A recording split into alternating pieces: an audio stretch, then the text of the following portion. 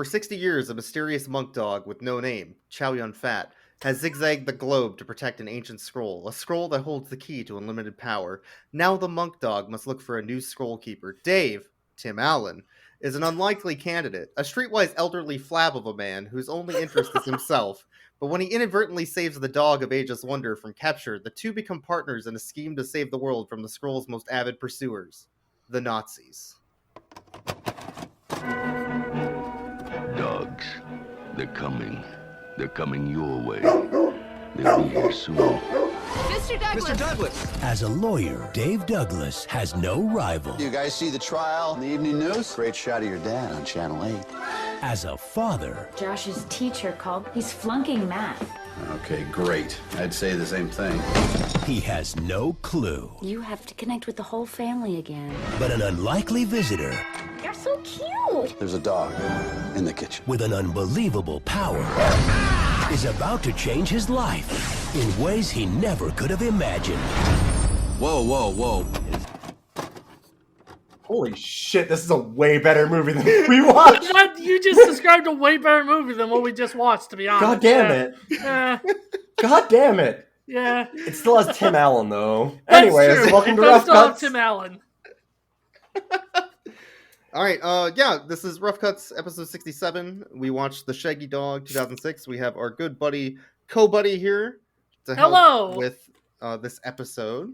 I'm sorry. Our co-host and co-buddy. Yeah.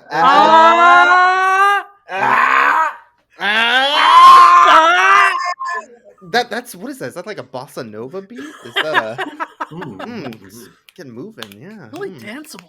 really danceable. Anyway, God, we could do that with all of the dog movie titles that we've seen. We could. We have Illy on here as well, of course. And yeah, we watched. I have to be here. We unfortunately watched The Shaggy Dog, starring the monkey from Russell Madness, and Tim Allen. That monkey was the best part of this film, though. Like You all watched The Shaggy Dog with Tim Allen. I dissociated for an hour and a half, and I had a much better time. And allegedly coked out Robert Downey Jr.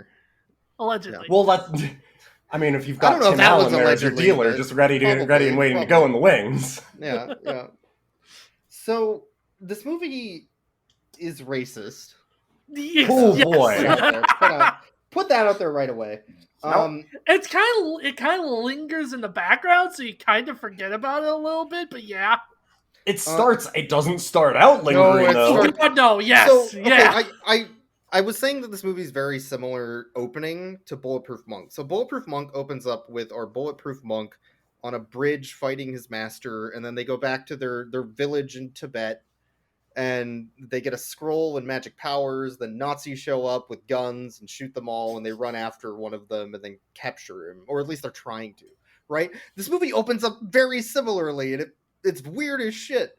Just with the dog, yeah. Yeah, they're in a town in Tibet, or like a little monk village, or I guess whatever you want to say.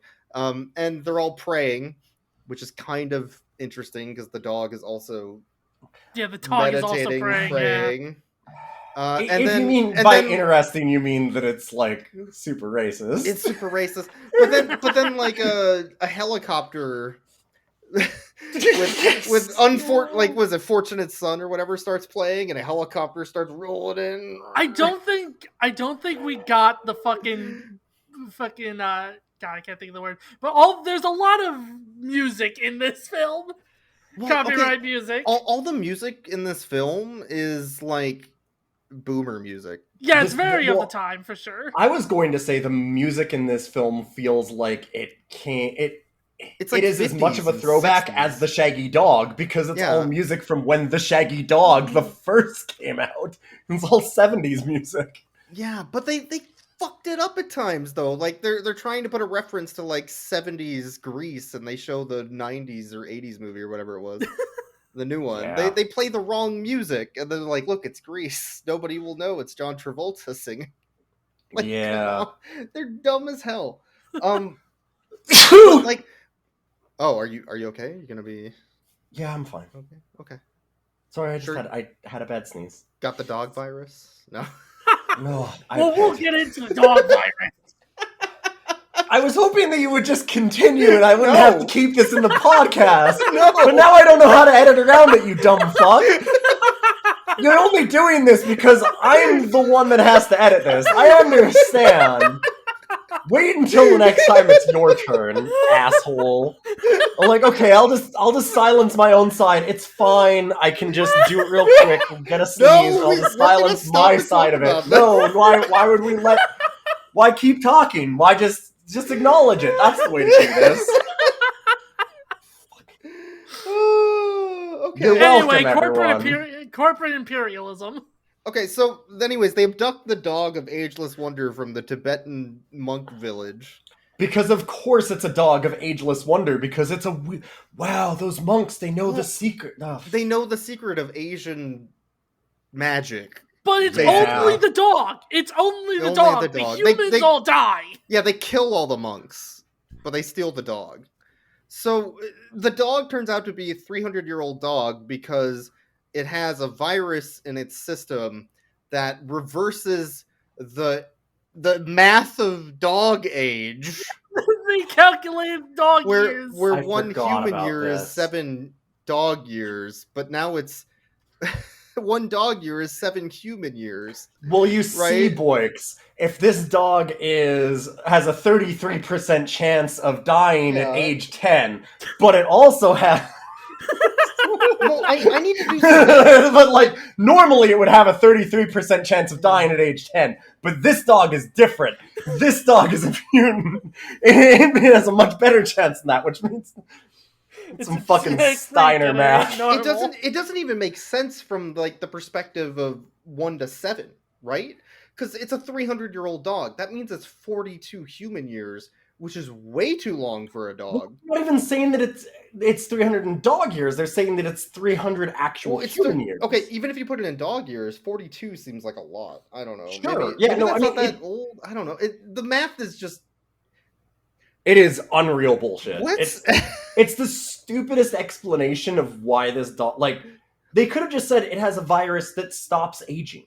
They didn't need to go into anything else. That's basically what they do later on, but they try to justify it with pseudoscience bullshit right at the beginning. Is this Umbrella Corporation? Is this the T virus? Well, it's the D virus, but they don't have the gall to call it the D virus because that sounds like a sex thing. Well, there's a lot of sex things in this movie. I'm now thinking about, like, Robert Downey Jr. as Wesker, and I need to see that movie. Honestly, that would be, that would be pretty good. I kind of need to see Robert Downey Jr. That would be pretty okay. I'd be actually, okay with that. So this was Robert Downey Jr. before Iron Man, when his career was non-existent. Yeah. Oh, Like in the tank. I don't think he does a terrible job though, but like no, not at all. It's definitely not a great time for Robert Downey Jr. No. He was, it's very clear. There are a few weird scenes where they do a close in on his face, and it feels like he's supposed to be looking at the camera, but his eyes are kind of vacant and looking off in the distance, and you're like, uh-oh. Yep. Yeah. He looks older and more bedraggled than he does in Iron Man like 2 years later. I mean, when you allegedly have a dealer in Tim Allen on the set, like allegedly. Allegedly. Yeah. Well, actually, no. Like, okay, it's alleged that he'd give it to Robert Downey Jr. Yeah, he would never give it. But there's no allegedly about Tim Allen being a coke dealer. He admitted that in court. He's a because he's not only a coke dealer, he's also a coke dealing snitch. Yeah. Let's just not forget about that. Yeah. So they take the dog of Ageless Wonder, our magic dog. And they extract blood from it and then inject it into animals for testing, right? So they inject it into a chimpanzee, like a smaller monkey. We got that Pog! Yeah, a dog, like a pug, frog, a Pog. Uh-huh. That thing was pogging at all By times. the way, I'm glad that you cracked that code, Boix, because I couldn't figure it out. I was like, it's a frog dog. Frog. Wait, no, it's a dog. Frog. Wait, Shit. no, it's a dog. Fuck. Shit. There's a snake with a fluffy tail that barks. And it pants. It also has a long tongue and it pants. No, Let's the chimp not has forget pants. The about- chimp has pants. They didn't give pants to the snake. No, pants. It like Oh, okay. like Okay, you like need to a be more dog. specific because Yeah, there's no, pants I said it. also. I didn't say it has pants. I said it pants. I said Okay, it has a long tongue and But pants. canonically, the serum also makes pants because the chimpanzee has pants. Did the chimpanzee get the serum? Because I never saw a single I dog don't part know. about the chimp, right? Yeah, I don't Doesn't- think No the idea. chimp It just looks actually like a did chimp. anything. Yeah, I don't think the But- chimp actually ever did anything dog So related. they're essentially mutating all these animals with the dog blood serum. And then there's a really actually kind of good scene where after they take the blood from the dog, all the scientists, the evil scientists, and also Robert Downey Jr. turn around, and then the dog grabs for something. Kobuddy, what happens? What happens in that scene? Is that the one where the dog grabs the injector, the serum? Or Yeah, the syringe? it grabs the syringe and then like waves it around like a shank. Yeah. Yes. It Yeah. starts threatening them, and it's really good because they're like, "Wait, it was a trap! Oh my god!" But Dogs don't lay traps. dogs Dogs don't don't lay live traps. 300 years either. Yeah. God. The dog appears behind Robert Downey Jr. with a shank and it goes, "Nothing personnel, kid." Yeah, it teleports. And then it stabs Yeah. him through the heart, and Robert Downey Jr. has to make like a thing that suspends the shank away from his heart. Yeah, it glows in the center of his chest. Yeah. It was an Yeah. interesting turn for him. Weird. Yeah. So the dog escapes, and then we haven't really talked about Tim Allen because I'm trying to avoid talking about Tim Allen, but I guess It's it's an unfortunate important. subject. It's impossible to talk about to not so talk about Tim Allen. Tim Allen is the junior, like, deputy DA, right? He's Yeah, an the junior asshole, deputy DA. asshole lawyer, prosecutor, who is just a dick to everybody, hates his family, and avoids anything that could possibly be seen as nice. A conservative icon. In other words, he's Tim. In other words, he's Tim Allen. Yeah, Tim this Allen. is He's Tim this Allen. movie is really just Tim Allen, the documentary. Like, Yeah. Yeah, he goes off. He gets off on being a shitty withholding father. You're Disney. I'm the Disney overlord who's seeing this project, and I'm like, I need to hire somebody to be a massive asshole who's acting like he's coked out of his mind, allegedly, and and who nobody likes and constantly wants to punch in the face. Tim Allen. Allen. yeah, I got it. that's perfect casting. Whoa, Yeah. let's call up his agent. You've got to admit the casting in this movie is kind of fantastic. There's a lot of really There's a good lot actors of in it, yeah. and Tim Allen Yeah. matches up perfectly for what they desired. Like, it's so. great because nobody needs to act. They just react to Tim Allen on set. Yeah. Mhm. But he's an asshole. He hates his daughter, who is politically active. She's an And she's an SJW. She's an yeah. SJW. Yes, in the early 2000s, an SJW. Like what they would call someone. He also like that. stops just barely short of calling her that when he Yes. finds her on the picket lines.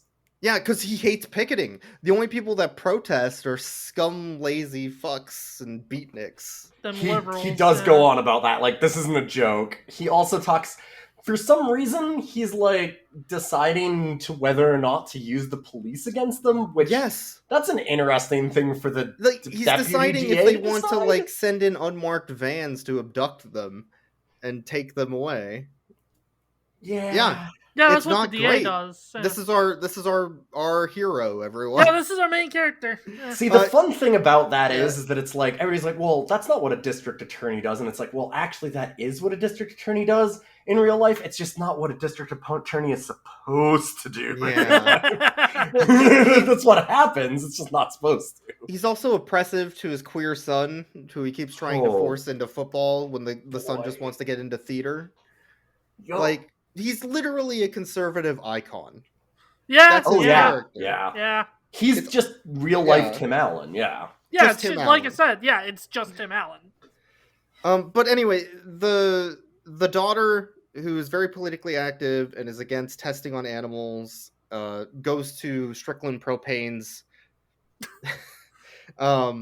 factory and they abduct the dog, which they saw escaping.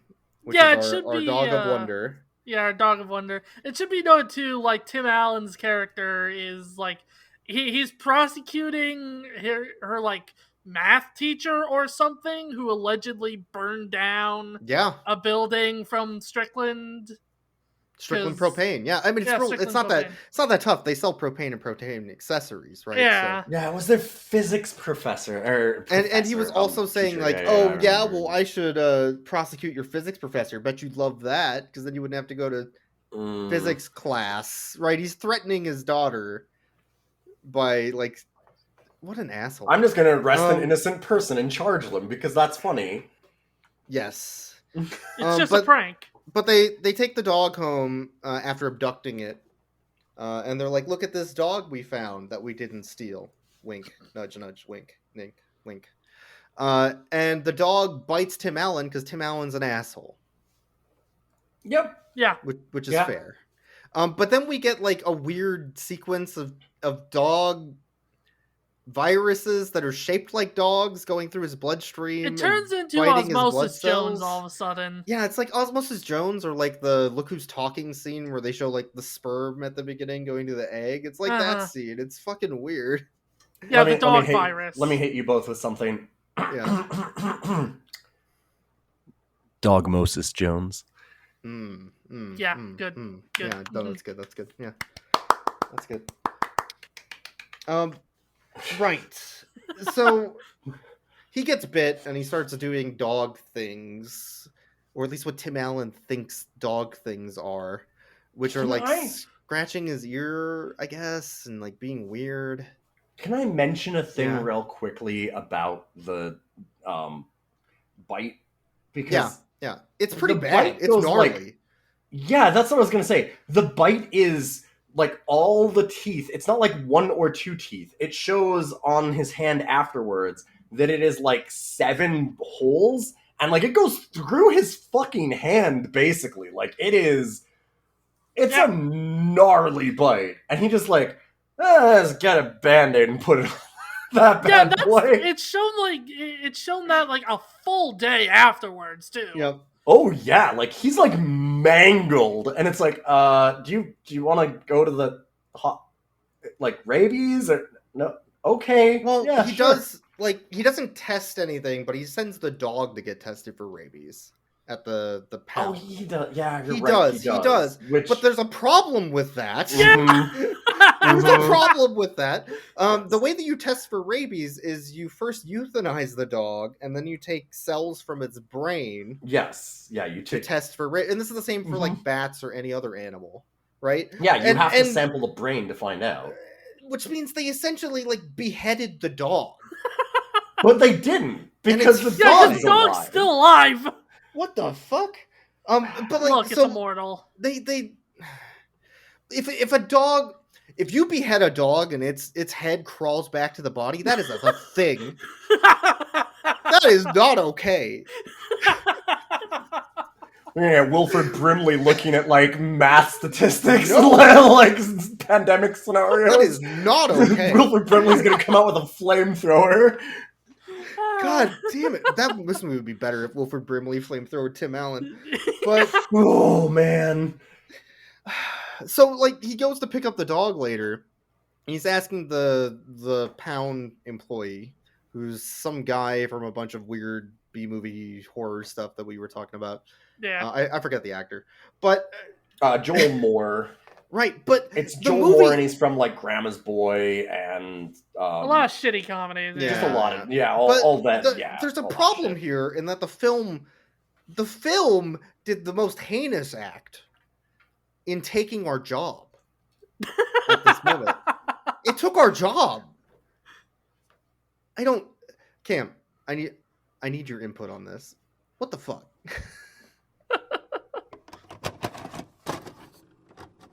A silky coat and a great disposition. I tell you, that's one good dog. Where is he? That will be the determinants of that. Thank you. Excuse me. The movie said he's a good dog. Coming for my fucking job. I would ask you to respect me.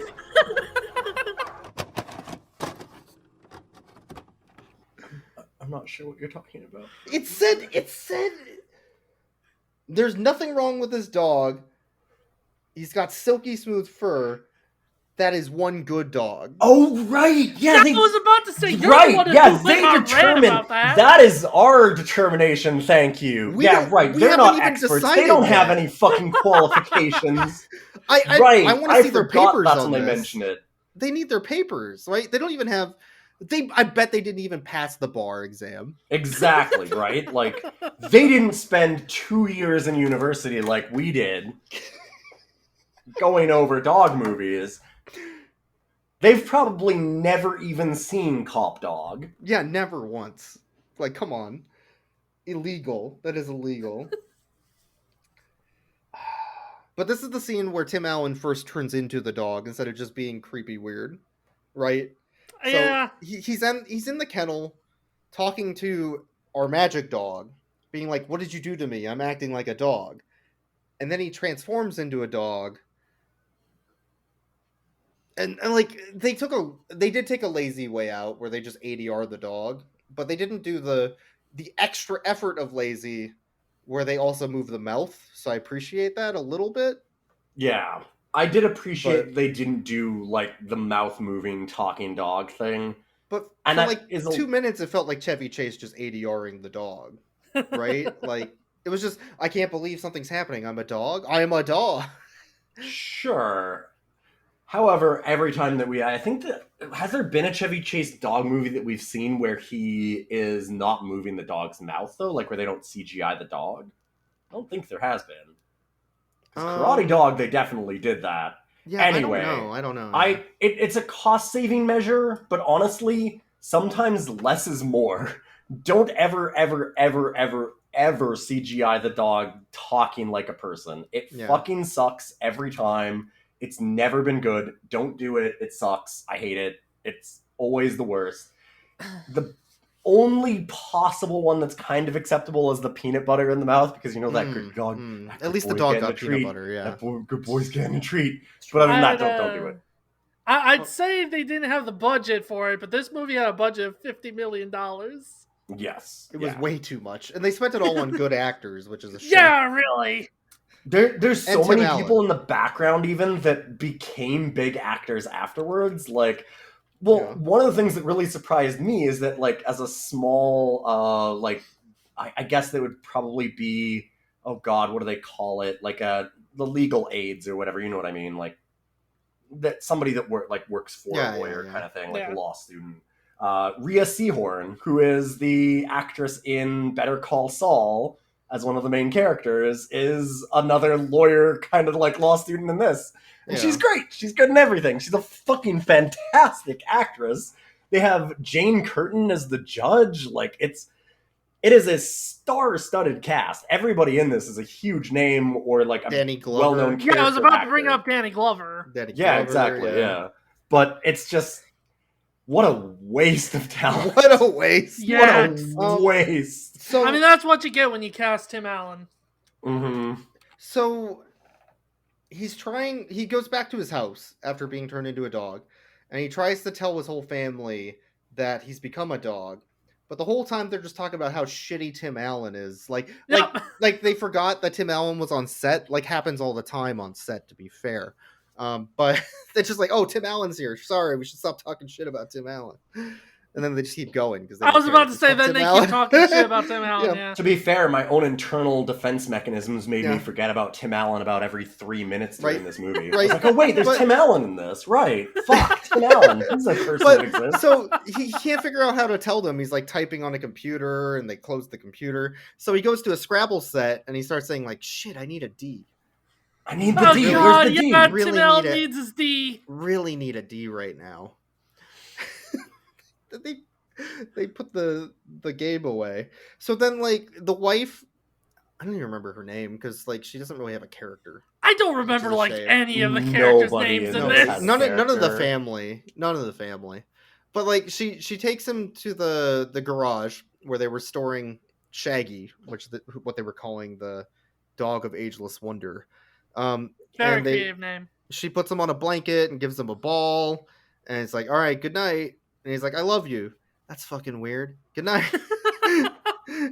and then I forgot about that scene. Like, he falls asleep with the ball in his mouth, which is not okay because he wakes up with the ball in his mouth, and there's a very real problem with how Tim Allen wakes up in this movie. There's so much naked Tim Allen. They show like full body nudity Tim Allen like 7 times. And in one of them he has a red rubber ball in his mouth. It's not okay. It's not okay. Feels extremely fetish. I got a lot of...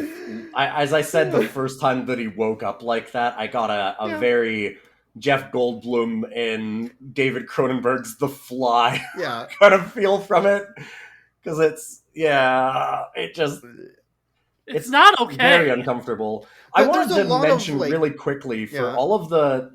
When you were saying earlier, too, I didn't mention it at the time, but all of the stuff where you're like, oh, he's acting like a dog. It's like he has an itch on his head, and he scratches it while he's kissing his wife, and they're like, oh, yeah, like, people wouldn't do that.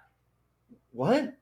People get itches. The dog itches aren't just a dog thing. Like, and then he's, like, walking around in the morning, he's like, it's a beautiful day. Oh, all the smells are great. And it's like, that's not a dog. You can wake up and on a crisp, clear morning. You know what that is, like, though? Wow, coffee, cool. I love this. That is a cocaine thing. Allegedly. Mm-hmm. No, not allegedly. Let's be fair here. Not allegedly. That part is true. Yeah. I was just gonna say, you did forget where he was like being very creepy and weird towards his wife and sniffing her a lot. He was like licking her, like he licked her. It's gross. But anyway, so the scene after that, he's on the elevator on the way to his courtroom appearance, and there's he's talking to Danny Glover about Lethal Weapon, which is a Christmas movie, and and then canonically, we all know a canine unit officer with a drug sniffing dog gets into the elevator with them, and we get an extended scene of this German Shepherd trying to sniff out the cocaine in Tim Allen's ass. Directly in his ass. Ass. That's not an exaggeration. That dog is sniffing Tim Allen's ass, which is a sentence I don't think I'd ever say in this universe. We all know he hides it up there, but you didn't need to say it in the film. Well, the officer straight up says, like, are you carrying to him? Yes. Yep. Yeah, and Tim's like, you don't got anything illegal on you, do ya? Ha ha ha. And the actor was laughing, and Tim Allen was sweating internally. Because they got a real drug dog for the scene. It wasn't an actor. And they're like, oh, shit. Allegedly. Allegedly. Oh my god, I was supposed to meet Robert Downey Jr. after this. Allegedly.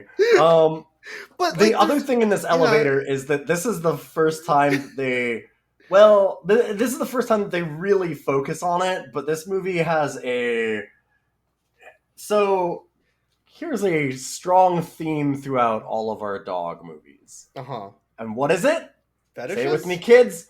Fetish! Yeah, everywhere. But why do they try to sneak fetishes into dog films so often? I don't understand. They make Tim Allen have a really long, panting tongue. Yeah. And then they do a lot of tongue things with all of the animals after that. There's so many scenes focusing on mouths. They're obsessed. There's the sandwich lady, too. Yes. Like the teacher. Yeah. Right? For the son. I think it's his... the son is purposefully failing his classes because he doesn't want to play football and he wants to be in the school musical for Grease. Which, by the way, they show him listening to Grease earlier in the film, but it's the wrong Grease. Yeah, no context. No context. Like, he's just sitting there listening to music, and Tim Allen goes like, what's that loud noise? Because he's got dog hearing now. Which you would assume would be like punk, like loud drums and shit like that. No, it's Grease. He's listening to fucking Grease. Like, he's this listening to Grease 11-year-old kid. This, 11-year-old kid's listening to Grease. And there's no context around it. At that point, we didn't know that he was supposed to be the drama nerd. Like, it would have made sense if there had been some context given around that. But like at the time, I'm like, who did this movie think kids are? Like, no, but Ilya is foreshadowing. Yeah, kids are 11-year-olds. No, that's not. No. Every young child listens to the theatrical release of Grease while putting the CD in for the stage show from 1978. Everybody knows that. That's not true. Listen. Yeah. That's not true. I wasn't one of those losers that listened to Grease, all of those normal kids. I was a rebel. I listened to Wicked. Thank you so much. Oh, okay. See, I got Rocky Horror, so one of us got. No, I was actually also. I was also actually Wicked too. So. Yeah. But yeah. So anyway, the teacher's eating a sandwich, and it does these weird, gross zoom ins on her mouth. Yeah, it look sure at does. me. It's like an ASMR sex thing. And then she's offering it to Tim she Allen. offers half the sandwich. Eat it back and forth, weirdly sensually, while his wife is just staring at them. And then Tim Allen just leaves to go chase a cat on all fours. Yeah, also throughout the city, which has one good joke in the whole movie when he football tackles an old lady into a tree. He did. Mm-hmm. Yeah, that was the only genuine laugh this movie got out of me, which was when he tackled an old woman into a tree.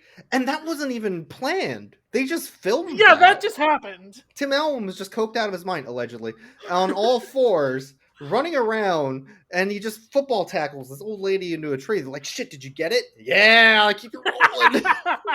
Where's he going next? Oh boy. So the whole time he keeps missing his dates with his wife and forgets to take his kids to school and stuff because he's a dog. And not a shitty father. Definitely not. Not a shitty father, just because of the dog thing. He would normally be a great father. But every single scene after this point is basically just his family and his kids saying, man, our dad sucks. I hate that guy. Honestly, they're so happy that he's gone. I hate that guy, Tim Allen. I mean, our dad, who's acting. Tim Allen. I think it's also after the scene in the garage where he goes in and his wife wonders where the hell he's been, and he tells her, I'm a dog. Right. Yeah. And then she throws him to the curb. Yeah. And then about this point now, when he's missing all the dates and things, there's a scene where he's like, oh no, it's our anniversary.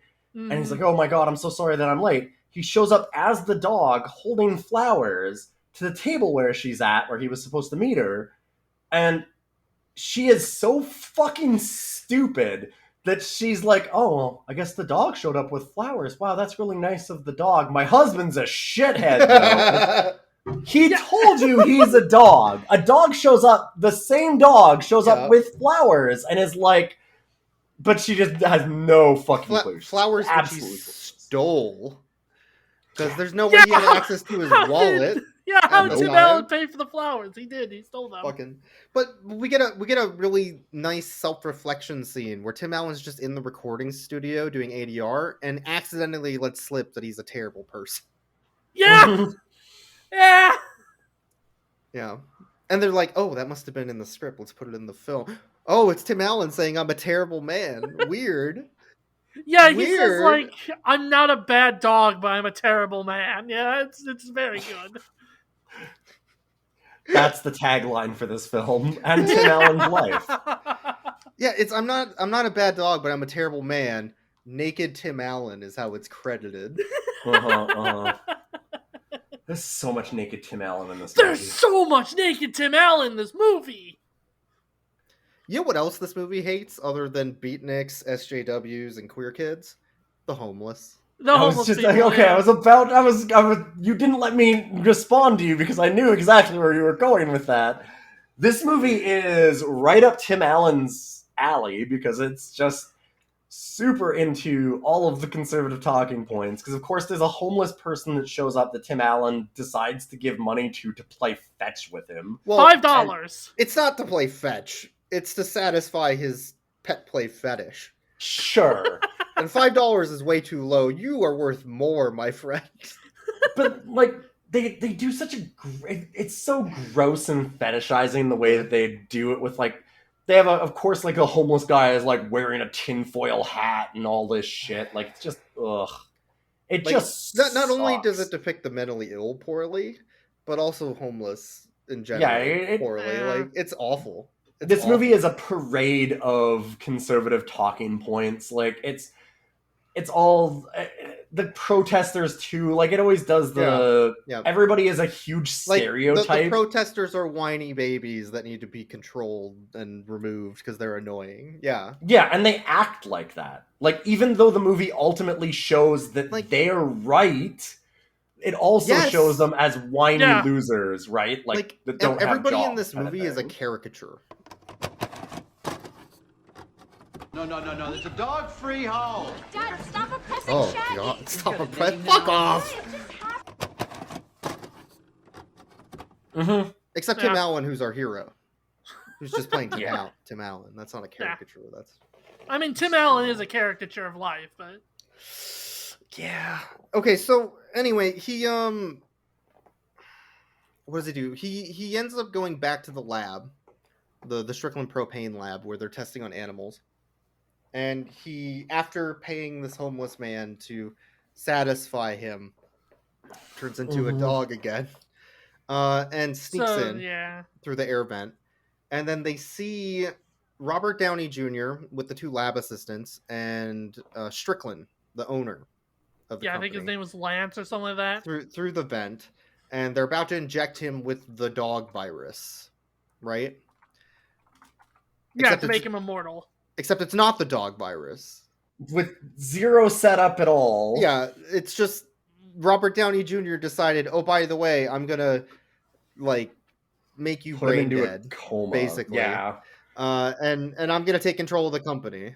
Yeah, he said the drug that he gave him will give him, like, dementia or something like that. It's like, it'll last a few months, which I'm like, holy shit, you know where are you getting your supply, Robert Downey Jr.? Yeah, the answer is Tim Allen. It's Tim Allen, allegedly. But the other thing this movie hates is old people. Oh, God. It hates old people. Well, to be fair, it hates old CEOs, and that's the one point that I can kind of get behind. That's true. True. Okay, I just as an aside, Robert Downey Jr.'s character's dad in this is named Lance, I guess? Or I don't know if it's dad, but who cares? I don't think it's his dad. He's the owner of the company, and Robert Downey Jr. is the head scientist of their animal testing division. Mm-hmm. Yeah. And his job as head scientist is to tell other people to do his job for him, so he can be a shitty, privileged white guy. But his name is Kozak. Kozak. Oh, right, which everyone else in this film has a normal fucking name, while Robert Downey Jr. is Kozak. Do you think he asked for that name? Probably. The script's great. I didn't read it. The script's great. Can I change the name of this character you're gonna have? Like Kozak? One of the things, it really bothered me with this scene. I want to actually talk about the movie for a moment. I know, horrible, but fucked up. I'm so mad at how little setup goes into this, because this is this big twist of him like, well, actually, I'm gonna take over the company, and because I've always hated you, and I hate living in your shadow as the head scientist, and you always take all the credit for my work, etc., etc. Marxist, the workers rise up, stealing the value of my labor. But also, which could be good, except it's not, right? No, because they never introduce. This is the first scene that this character is in. It's the first and only scene that he's in. He did show up a little bit earlier, but like, did he? Yeah, he did. Like in the background kind of thing? No, he had like an actual scene, but like one extra scene is not enough. No. Yeah, the only hint they have is that when the 2 scientist assistants are like, we solved it, and then Robert Downey Jr. is like, I solved it. That's the only clue you get. But that doesn't mean anything in the context of like his grand plan.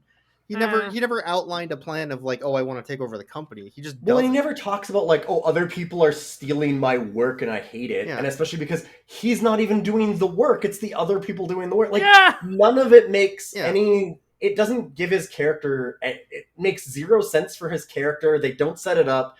There's no reason for him to be like this. There's absolutely none of it makes any sense and is any setup or payoff at all. It fucking sucks. It's really weird too. Like, okay, so Robert Downey Jr. keeps scratching himself because he got injected with the virus.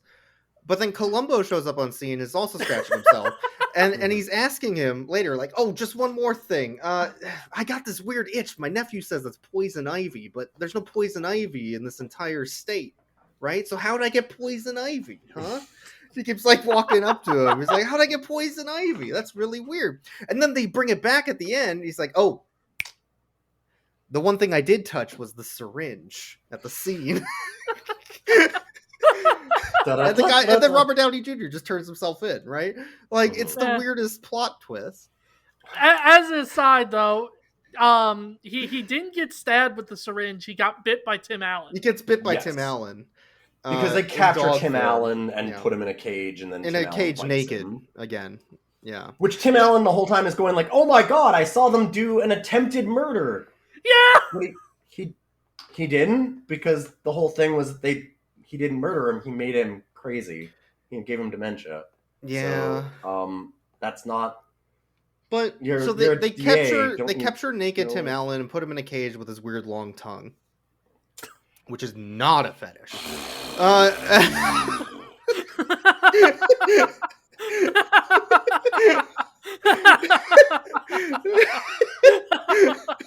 And then we get the only transformation scene in the film, and I want someone to explain it. I want someone to explain it because all the other transformation scenes are off screen. This is the only one they get on. They just cuts away. Yeah. So what happens? What happens? We get dog eye, or no, we get dog Tim Allen with human Tim Allen eyes. Human Tim Allen CGI added on eyes. It's not good. It's photoshopped is what it is. It's not even CGI.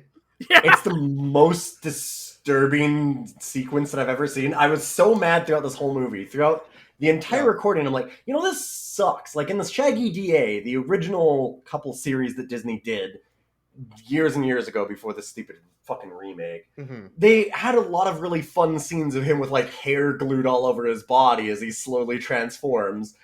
And they never do any of that in this. I'm like, God, it's so lazy that they don't do any cool transformations. And then all of a sudden I'm like, oh God, no transformations. Pull away. Also, the way that he transforms is that because he's like, well, I can only transform when I fall asleep. That's the only thing that happens. He's like, I don't have time for that. And they go, well, there's one other way to do it. Through meditation. Oh God, right. Of course, you've got to be mystical Asian people because that's the real secret. Like the rabbits, the snake, the chimp, the pog, the mice. They all use the power of Asian meditation to force Tim Allen to become naked inside a cage. It was the dog that told him this, by the way, too. Yeah. The pog. The pog.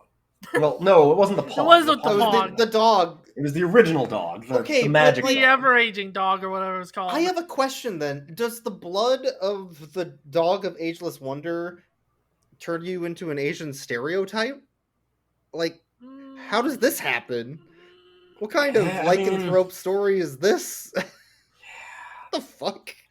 At least in Bulletproof Monk, they made the white guy learn kung fu or something, like, which is still racist, but like at least he had some action scene instead of just meditating. At least he had to learn it rather than just. He had to learn it instead of just the blood of the monk made him Asian. Like, well, because the thing is, like, I get the point that you're making is that Tim Allen doesn't learn to meditate here. He doesn't even go like, oh, well, how would I meditate? He just goes, oh, okay, and puts his hands together and starts chanting and immediately transforms. It's like a new age white woman's Instagram.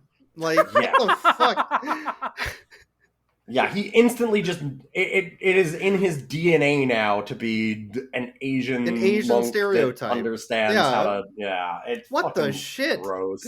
It sucks. And then he's just still naked in this cage. Yep, still naked. And I remember now what you were talking about Strickland being in another scene, because it was the scene in the beginning where they talk about the snake and he's like, does that snake have a furry tail? Yeah, right, yeah. And I was like, and that was also when I said that which way is this serum worth more money to this company? Right. As a way to make people immortal or as a way to make people furries? Because I'm not sure what people would pay more for. Well, we'll get into that. Oh yeah, but so then the snake has to go and steal the keys for Tim Allen, I guess. Yep. I still don't know why it was specifically the snake. I guess maybe because it was the closest to the edge. They hadn't they didn't know what the hell they were doing. That's fair. Yeah, but like, so he steals the keys, right? I guess, and lets him. Does he let him out? And then he gets cattle prodded or something, right? Yes. Yeah. Tim Allen gets out and then immediately gets fucking zapped by the two scientists that come back. No. So I do remember what happens. Okay. Tim Allen gets cattle prod earlier. Oh, right. That's when they capture him. Yeah. No. Right. Doesn't he? I think people do get cattle prod in this scene though. He gets cattle prodded again. No, he's still in the cage. I'm remembering now. He's still in the cage, and what happens is the chimp climbs down the snake from behind the two assistants that are threatening to take his blood or some otherwise hurt him. And then the chimp cattle prods both of the assistants. Yeah. Yeah. But that was I'm positive that it went, he escapes, they cattle prod him, and then the chimp cattle prods them, and then he's able to get back up and escape. Right? I think. Anyway, it doesn't matter. It doesn't matter that much. Who gives a shit? There's some cattle prodding. Either way, the chimp is really excited about the cattle There's a lot of naked Tim Allen. There's some prodding. It's electric. And, somebody's looking for their D. Yeah. Mm-hmm. Mm-hmm. But, okay, so Tim Allen helps all the animals escape through the vent and then follows them as a human, I want to say, right? It was a human, because he goes back to his car. And then... Is it as a human? Because he's driving. He's driving and he gets stuck in traffic because it's The Walking Dead and the traffic has stopped completely because of the zombie outbreak. Yeah. It's a whole highway on only one side of cars stuck and the other one's empty. Yeah. Yes. At the same time, we did miss a little bit of a scene because there was some very important stuff that happened before this, which was that Tim Allen finally communicated to his kids with the Scrabble board that he was the dad. So before he gets caught and goes into Strickland, he's like, "Oh, I believe you," and he spells it all out on the Scrabble board and is like, "I'm dad. Who turned you this way? Oh, Strickland." He does all that kind of stuff. And then he goes and gets caught. He tells them to come and pick him up when he gets out. So they go by while he's running out as a person with all of the other animals. Right. The dog of ancient wonder, or whatever that you're calling it. Ageless Wonder. Yeah, thank you. Just what it's called in the movie. That's what they call the dog. Although the dog's real name is Poe. Sure. Right, Yeah. Anyway, so that dog gets picked up by the kids, because of course they're identical dogs. I don't know. And they grab that dog and drive it down to the courthouse, not knowing that it's not their dad. Yeah, they also try to convince their mom that it's dad, but because it's the wrong dog, and the mom is just dumb as a sack of bricks, can't take context clues. And then kids. Yeah, and then Tim Allen driving home is talking to his wife on the cell phone while the animals are distracting him, doing cool things like wearing sunglasses. It's very cool. And then he gets in a horrible car accident and the movie ends. Yeah, it's really tragic, actually. Just fucking dies. Finally. So yeah, he runs down the highway and turns into he leaves, a dog. And then he does a leap from the bridge and yells out, I'm not going to say infinity and beyond. I'm still mad about that. It made me very upset, yes. Because it's probably the worst thing in the movie, even worse than naked Tim Allen. No, I can't go that far. But I will say that here is a key thing that all of these filmmakers that are doing these bad dog movies really, really need to take to heart, because we've had it happen a lot. Do not invoke a better movie in your movie. Stop doing it. Don't make references to another better movie. I hear Space Jam 2 has that problem.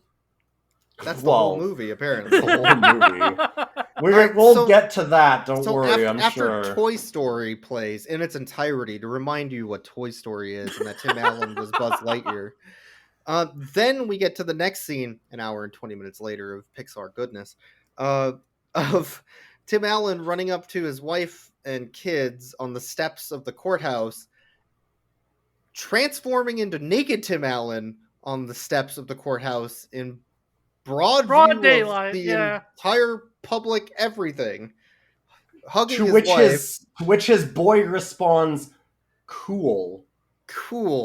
I want to just point that out. That the minute that Tim Allen transforms into naked Tim Allen on the steps of the courthouse, it cuts to his son who goes, "Wow, cool." And then his daughter, who just happens to have a fully pressed and clean suit with her, hands it over. He's like, "You should get dressed." Yeah, I mean, he specifically asked for a change of clothes, but... Sure, but he starts walking into the courthouse naked. He's about to walk into it naked. How many times did Tim Allen just walk around on set naked? And they had Probably like, Tim, you gotta put some clothes on set.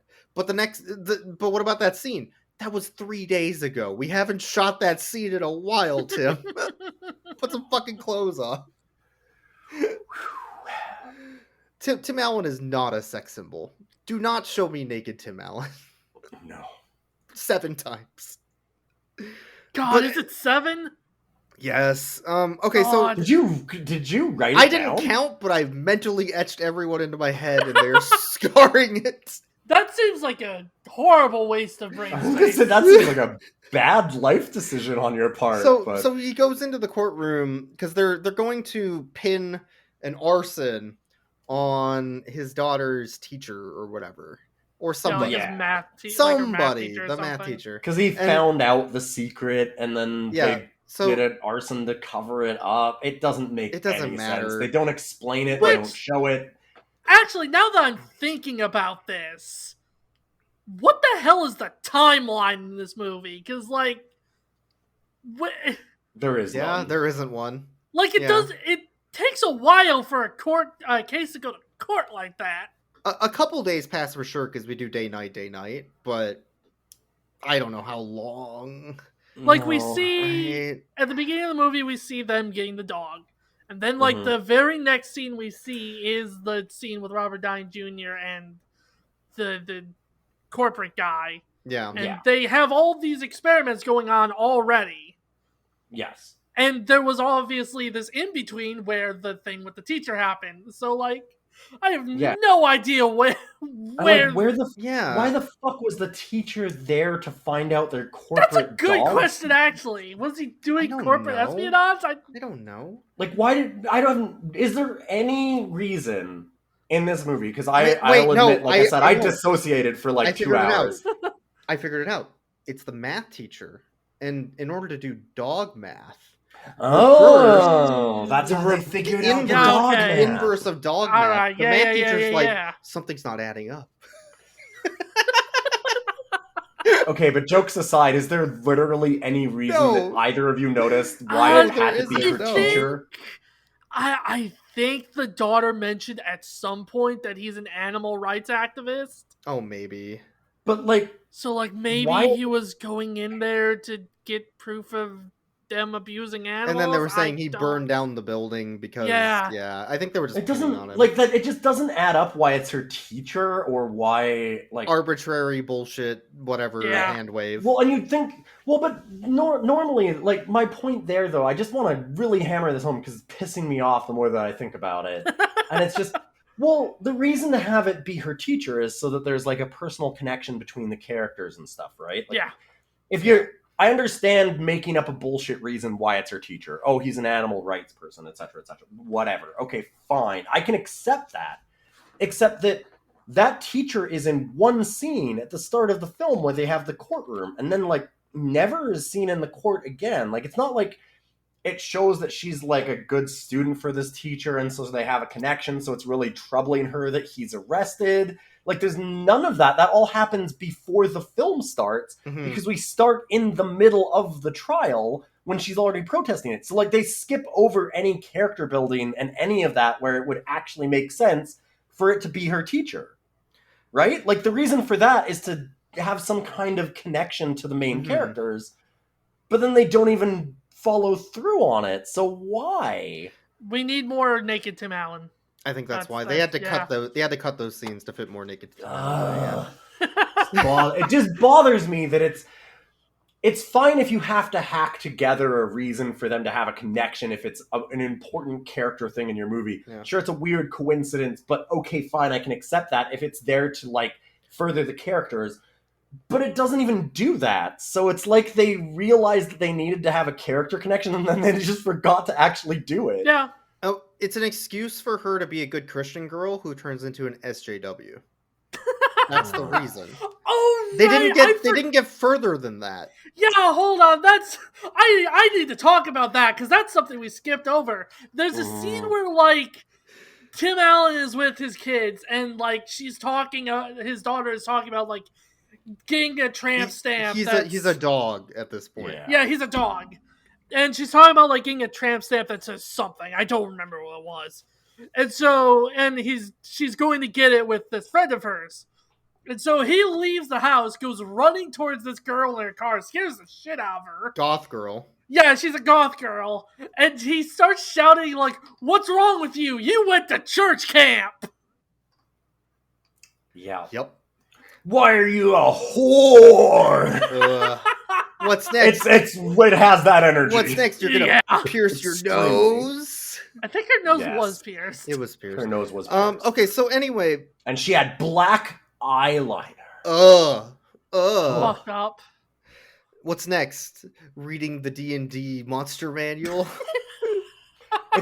I believe I said at that point that this felt like a chick tract. Yeah. They had big chick tract energy. God. But okay, so we're at the last scene in the film, basically. Yeah. Right? Yeah. So Tim Allen goes into the courtroom and is like, "Hey, I have one thing I want to do. I realize that I'm not on this case anymore, and you have every right to tell me to fuck off, but you shouldn't because." Anyways. And Jenny's like, "You got me. Let's let you back on the case." Yeah. Well, she also says he's on a short leash. Get it? Dog joke. Dog. But okay, so he calls Robert Downey Jr. No, I don't. Sorry, can you explain? No, see, dogs are on a leash. Yeah, so... just like Gary Busey in that movie Quigley. Okay. Yeah. We didn't see Tim Allen in a leash. Well, no, it's metaphorical, you see. Yeah, it's a metaphor. Oh, okay. Well, See, like, I was hoping for a Quigley situation. We needed Tim Allen. No, we didn't. we got way more. There was way more Tim Allen ass and chest than there ever was Gary Busey in a leash. Oh yes, yeah, there really was. Okay, yeah. Jesus Christ. So okay, they're in the courtroom. Let's stop turning this podcast into. We're in the home stretch. We're almost free. Stop turning my podcast into a barnyard. So I'm pretty sure the judge does say that too. That's why he's saying it. Yes. Okay.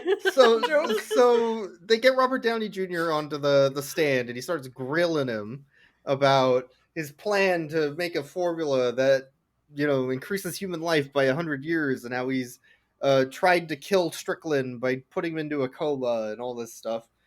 And then he gets under his skin. So it's like, oh yeah, I mean, Strickland's a genius. He develops everything, right? He's the smartest man in your company. You must really love working under him as an underling who doesn't do anything. Like a minion, like that movie Despicable Me. You're the minion. What are you doing? Did you just drop a fan? What are you fucking doing? Damn it! What? We're almost done. Pull it together. It's hot in here. Listen, I saw Robert Downey Jr. with a tail, and it just I got really hot, and I thought, because Tim Allen gets taken out of Cool court and off then a runs little back bit. in with the guard's baton and throws it like a stick. And then we get Robert Downey Jr. running on all fours with a huge fake CGI dog tongue. Yup. And then a furry again. tail just coming out of his asshole. Yeah, straight up, yeah, just a furry tail coming out of his ass. Even Tim Allen didn't get that. Yeah, like what? Why did they gotta do that to my boy Robert Downey Jr.? Why they gotta do that? Why they gotta do that? Well, you see, that was because Tim Allen actually still had some power to not do that at this point. Well, but oh god, does that suggest that Tim Allen had the power to veto certain things, but didn't say no to being naked like 8 times? No, he insisted on it. Yeah, he probably thinks he's sexy. And he's like, look, if you're gonna put me in the Shaggy Dog movie, I need like at least a sex scene. No. Okay, well, can I be naked on set? At least half the times that I'm a human. I guess. Yeah, okay. Well, we're gonna censor it. As long as we give you a long tongue. But then he gets like... Okay, deal! He gets Nice really shake. gross and pervy with his wife again at the end. It's like, I taught this... But your old dog is a new man. We're gonna have sex. There was also a surfing dog. Yeah, the movie does end with basically the Lilo and Stitch thing where they're surfing, yeah. Yeah, complete with a Beach Boys with song. Beach Boys playing, yeah. Who is this movie for? What was this? Who wanted this? What is this film? I can tell you exactly who this movie was for. It was for boomers that watched The Shaggy Dog when they were kids, and they wanted to see a remake with their boomer conservative friend Tim Allen. And that is why it is. No, that makes sense. Well, but like, if you think about it, like it's unbelievable because like he at the end he's like, "Oh, I'm a terrible person, and I should support my queer son, and my daughter, who's very politically active, is probably correct and actually doing the right thing, and also I'm a terrible husband to my wife." None of that makes sense, though. That would have gone right over their heads.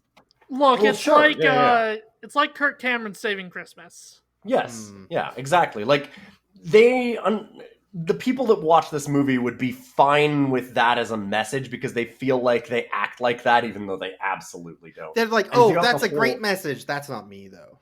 Yeah, because like 30 seconds at the end of the movie is all that. Like, it's only 30 seconds at the end of the film that it says that he was wrong before all of that. But like the rest of the film is just them harping on like what a gross, stupid SJW she is, and how all of her friends are evil, awful goth kids, and that like his son doesn't like sports, and it's all of that throughout the whole thing of this. And a point that really drives it home for me, where I can 100% tell you that this movie was made for people that were 50 plus, is that what is the newest song used in this soundtrack?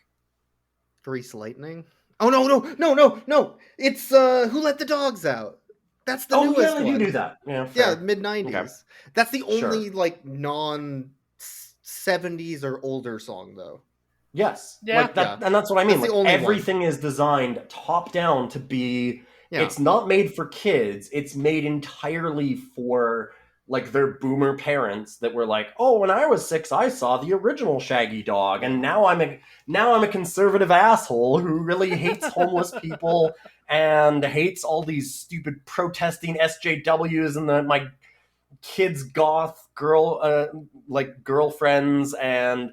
Yeah. Oh, I don't want my daughter to be kissing her boyfriend in her room, and because of course they have a scene of that too. Oh yeah, I forgot about that. Yeah. By the way, just really quickly, I just want to make sure that I'm really hammering it home. When I say kissing her boyfriend, I mean they're sitting there chastely with their hands in their laps, very nicely. Yeah, they're very prim and proper. And he goes to give her a like peck on the cheek, and Tim Allen's like, "Whoa, what the fuck are you doing, touching my daughter?" Like runs between them. Like that is the kind of movie that this is. That's this movie, that's its politics. Yep. It is. Yeah. Yeah, no, it's very, very firmly. I was surprised, honestly, at how boomer this movie is. It's pretty pathetic. All right, well, I think we reached the end here, so it's time for us to rate the dogs, as is tradition. This is exactly the kind of movie that those SJWs wouldn't allow Tim Allen to make anymore. Yeah, you would God. never make this film anymore. You couldn't make this film in 2021. Let's start by rating Poe, the ancient Asian dog of ageless wonder. I think the dog itself is really cute. Yeah. Oh Yeah, God, definitely. yes. The way yeah, it's portrayed absolutely. is not, and it's No. slander against dogs. Yeah. Yeah. And honestly, it's offensive. I feel like this dog should be able to sue Disney for libel. Yeah, right. Yeah, I would agree with that. Yeah. We need some sort of a dog lawyer, like a lawyer for dogs. Shaggy DA, The movie's so good. that just stands up and punches them in the face. The movie's so good. Like I think I would rate Poe like as a dog, 10 out of 10. Yeah. As a dog. And it's the same dog I think they use for Tim Allen's dog. Oh yeah. Oh, it right, absolutely is. They Yeah. just use the same, because at one point they have them facing each other, and it's this like shitty edited. Oh, yeah, scene it of looks them awful. both. Yeah. Like it's bad. So I'm gonna rate that singular dog as one dog. How do you rate Poe? Both of you. I'm gonna give Poe I'm a good dog, but I'm a terrible man. Right. No, that's fair. I do give Poe a 10 out of 10 though. He was a very good boy. There's was a Much like really that guy cute said dog. back at It's true. the that guy very early. who was not licensed to say that, But he was right. was technically correct. I do want to raise one really interesting Yeah. point. I know that we're rating the dogs now. We don't really want Yeah. to talk about the movie anymore. But I really want to see the sequel to this movie. No. No, I do, because you don't understand. No, hold up. No. Listen, you're Disney. I'm going to pitch you a movie. This movie's excellent. Listen, there are implications to this film that are wonderful. Tim Allen and Robert Downey Jr. both get the dog virus. They both get the D. They both get the D virus. They get the D. Yeah, that's true. Next movie is Highlander. Highlander. They're immortal. I need to see which one conquers the other across time and space over the next 1,000 years. It's either a Highlander movie or it's a Resident Evil film. It's one of the two. It could be both. Oh, Both. We could do now we're both. talking. Hmm. We could get Chow Yun Fat for that.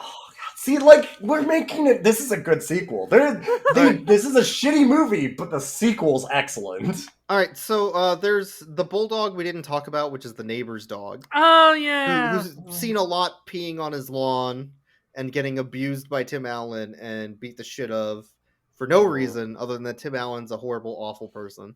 Yep. And also Yeah. his character. But the bulldog's cute. I think it's Yeah, because that's it's not an Asian stereotype. I think it's better than Poe. So I would rate that bulldog as 11 out of 10.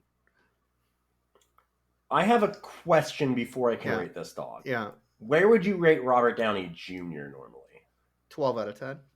Okay, then this dog is a 13 out of 10 because Robert Downey Jr. has a scene where he has to look into the camera and he can't. And this Yeah. dog is Yeah. in Oh, a neck brace at one point and like whips its head around directly to look at the dog- camera. No, the dog does Better the, actor than Robert Downey Jr. what is that? That groundhog video. Yeah, from it's the Japan dramatic where groundhog, yes. Da, da, da. Yeah, He it totally does does that. it. It's He does that. amazing. Yeah. And there's no CG on that I can see. Like, it's just, The it's dog just a just did great it. shot. Yeah. Yeah. What do you think, Kobuddy? I'm gonna rate it a surprise groundhog out of 10. Okay, no, that's fair. That's fair. Mhm. Next we have the Pog. I would This rate... is gonna translate really well No, on our nobody's audio gonna understand podcast. what we're for us doing. to- We're pogging right now, and that's Yeah, the I important pogged thing. and I'm not even on camera. I would rate the Pog a Pog out of 10. Same. Yeah, Pog out of 10. That's a very good Pog. I'm gonna slam it as a 13 out of 10. Okay. Slammer. Um, That's what you we, do. we already rated Robert Downey Jr. at 12. Mm. Yes. All right, now we need to rate Tim Allen. I rate Tim Allen as I a 12 out of 10 on the Chevy Chase scale. That's a different scale. Yeah.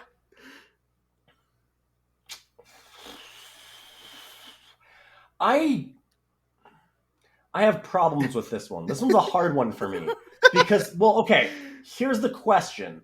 Is the Chevy Chase scale about how much of a creepy, weird pervert Chevy Chase is? Because that's normally what it is. And this one, he's not so much of a creepy, weird pervert as he is just a gross, disgusting, horrible, conservative human being. He's also a pervert, though, because of all the weird melt shit. That is true, though. That's the director. That's the director. Wow. Listen. I'm 1,000% against Tim Allen, but that's the director. That's not Tim. Well, Tim did sign on. Okay, no, sure, yeah. All right, 12 out of 10. Yeah. All right, one more. Yeah, what do you got? Kobuddy? I would say, like, as a dog, I would give him a coked out of his mind, allegedly, out of 10. And on the Chevy Chase scale, I would give him a coked out of his mind, allegedly, out of 10. Yeah, no, that's fair. Allegedly. Allegedly, yeah. I mean, well, we know for sure that he's a coke dealing snitch. We don't know if he got high on his own supply. So, allegedly, he's high on coke, but we know for sure that he's a coke dealer. The fact that Tim Allen got high on cocaine on the set of The Shaggy Dog and sold to Robert Downey Jr. is all speculation. Clear speculation. No actual factual information that we've been able to find to corroborate that information. Exactly. Yeah. So we don't have any way to corroborate that. No way. All. Yeah. The only corroborating evidence is the fact that Tim Allen is a coke dealing snitch. Yeah, that's the important thing here. Mm-hmm. Yes. Okay, well, that's going to be it for this episode of Rough Cuts. Thanks for being here. Ask me so again buddy. about how I feel about Tim Allen. Thanks for bringing this movie to us, buddy. A movie that Boyks had suggested about a dozen times before this, and I went, I'm never watching a Tim Allen movie. Yeah. I'm glad we could all air out our feelings about Tim Allen. One important thing here, too, is that Kobuddy and Ilion also have their own podcast together. Mm-hmm. Yes. If you want to talk about that a bit. It is called Can't Escape from Watching Fate. It used to be me and a different friend kind of recapping a lot of the actual animated Fates. But this is specifically where I explain the plot of Fate Grand Order to Ilion, and it's actually been there's actually a lot of really good stories in that one. It's a roller coaster because it starts out not. Yes, the early part is very bad. There's some redemption arcs in that. It's an interesting ride. And you explain it to me who has never done anything around Fate. So I'm actually going to be uploading the first episode of Salem this Sunday to my Patreon. Weirdly enough, less strange fetish shit in anime than in dog movies. Somehow. I shit you not. Maybe not Unlimited Blade Works, but okay. Which I'm sure you'll get to eventually. But maybe. Okay. So yeah, that's it for this episode. Thanks everybody for supporting us here by just listening to the episode, telling your friends, anything like that, as well as on the Patreon. We have a couple patrons now, which is fantastic. I think that's all I got. You have anything you want to add? No, just again, thanks everyone for being here. If you want to send us in any movies or if you want to check out, we always put up various gifts and bits of the episodes that we don't put into the podcast onto our social media stuff, which is at @RoughCutsCast, and that's on Twitter. We also have at @RoughCutsCast@gmail.com. Well, not at @RoughCutsCast@gmail.com. Yeah. And you can just send in any little bits and pieces if you have suggestions for other movies. Although I think you still have about 50 some movies on your board. So we're in this for a while. We're on episode 67. Hey, only 2 more until 69. Yeah, we got something special for 69 coming up. Nice. Yeah. We really do.